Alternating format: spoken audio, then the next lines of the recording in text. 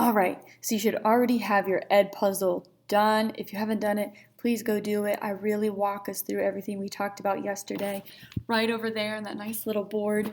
So please do it. I think it's going to really help with these problems. So what do we have today? We've just got 3 different rounds of questions about fossils.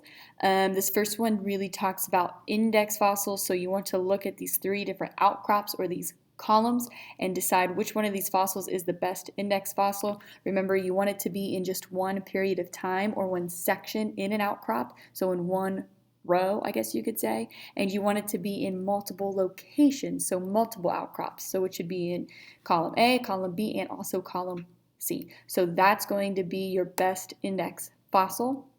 And then tell me this date has a number in it. So which one of those is that going to be? Is that a relative age or an absolute age?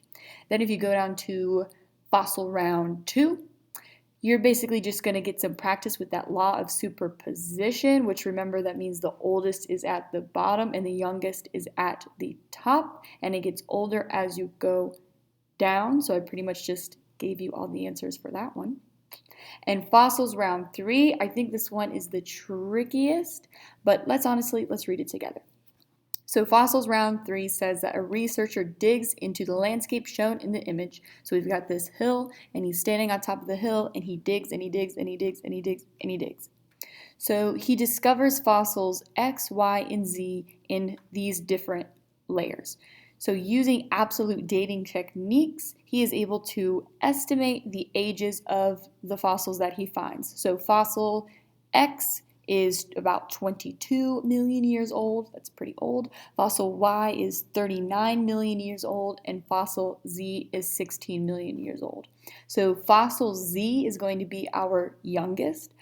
Fossil X is our middle-aged fossil, and fossil Y is our oldest fossil.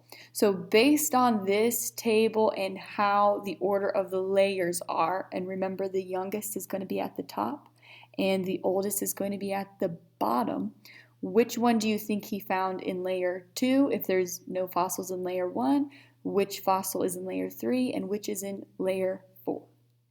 Then when you're done, go ahead and do your exit ticket as always. And if you get a little confused, here's your stuff for extra help. You've got some videos and an anchor chart, and I'm always here to help you. So just let me know if you need me.